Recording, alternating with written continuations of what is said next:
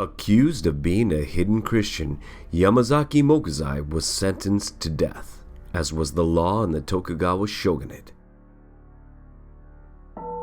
Though in fact,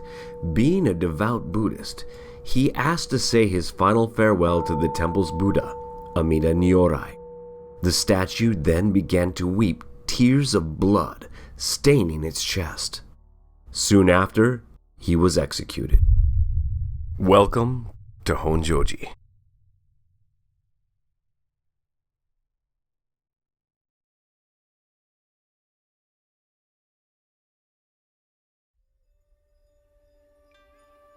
Today, we return to Oshu,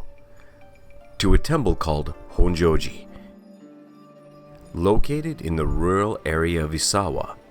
it is nestled into the countryside among the rice paddies. Originally founded by a monk called Zeikaku more than 400 years ago, it is a part of the Jodo Shinshu sect of Buddhism, the largest sect of Buddhism in Japan.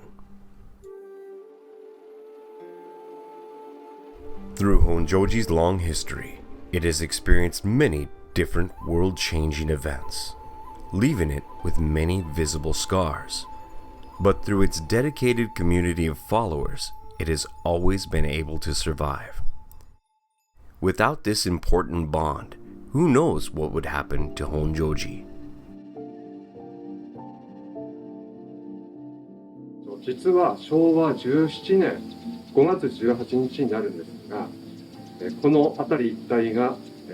大きな火災でお寺も焼けて学校も焼けたんです。28棟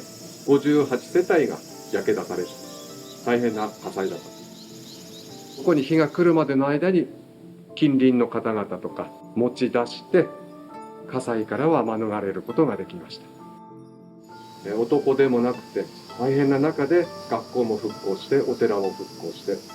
それから今まで、守られているんです。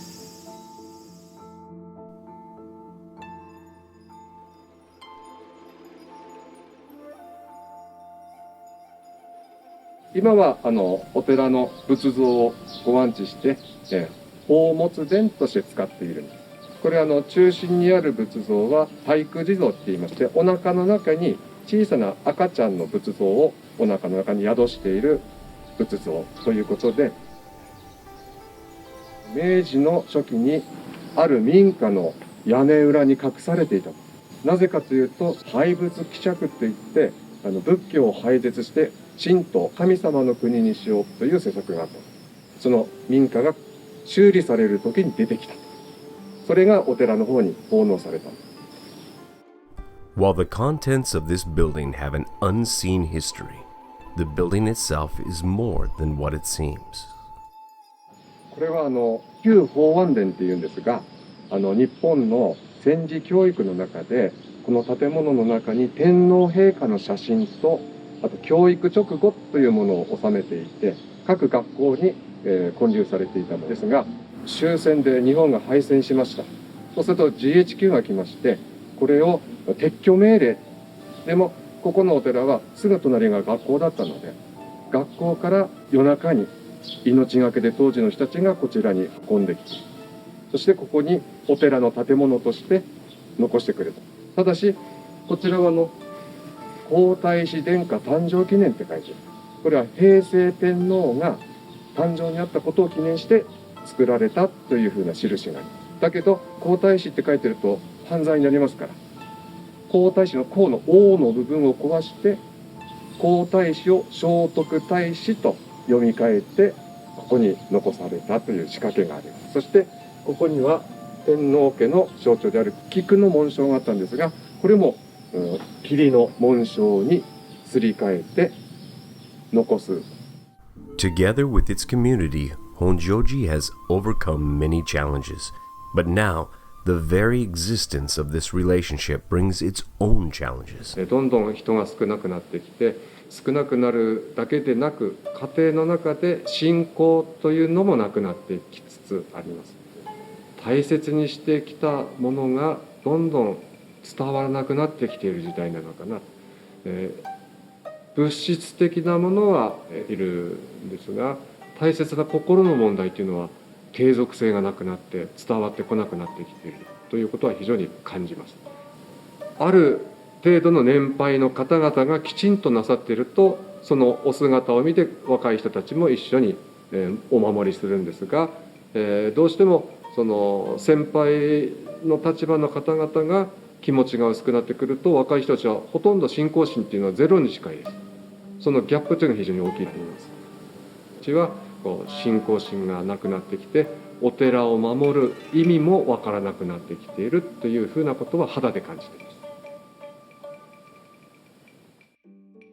With the current trend of decreasing followers,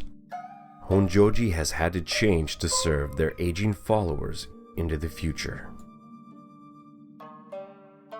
今就活ということでいろいろと身の回りのものを整理したりとか、それからお墓を整理したりというようなことが進んでいます。そして納骨堂を設置しまして、本堂にそのまま増設をして作ったスペースになります。お墓参りができなくなったりとか、墓じまいをした人たちのお骨を預かる施設です。このお寺の本堂そのものがお墓の茶宿としての機能を持ってて、雨が降っても風が吹いても雪が降ってもいつでも365日お参りできるように考えています。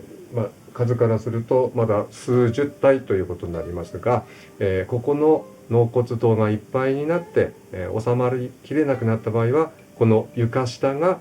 納骨堂のお骨を収納するスペースとして作ってありますので、これから将来、こういったニーズが高まった場合でも対応できるように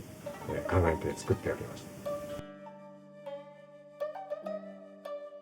今までの檀家制度っていうようなところでお寺と檀家さんのような関わりを今までの形で進めていくっていうのは無理だと思います。やはりその個々一人一人のつながり、コミュニケーションというところに着目して、そして関わりをお寺の方から仕掛けていかないと、待っていても向こうからは来てくれないと思うので、こちらから出かけてコミュニケーションのチャンスを作るように毎日心がけています。今全世界的にパンデミック、感染症拡大で非常にコミュニティというのが薄くなって、でも無駄なように見えて、そこに大切な絆というものがお互いに確認できる。小さな頃知らなかったおじいさんおばあさんのお話を聞かせていただいた。そのおじいさんおばあさんの命が私につながっているわけですから、その命のいろいろな歴史、それからいろんな苦労があって今につながっているんだと。大切なのは命と命がつながっていて、そこに自分では知らない想像を超えたいろいろな働きが支えて、そして生かされているものがある。そこをお寺が中心となって大切に伝えていく、そういう努力をこれから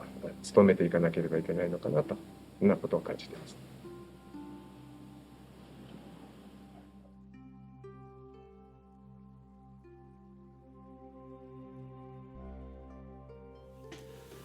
Thanks for watching the second episode of Makiwara Productions, where we look for the things that are lesser known about Japan, things that might be fading away from the modern culture of Japan. As our second episode, we know we have a lot to improve on, but we hope you liked watching this video. And if you did, please hit that like and subscribe because it really does help us. We're a new channel and we hope to give more videos like this. And if people watch them, we'll make more. So please hit that like and subscribe, and hopefully we can see you next time. See ya!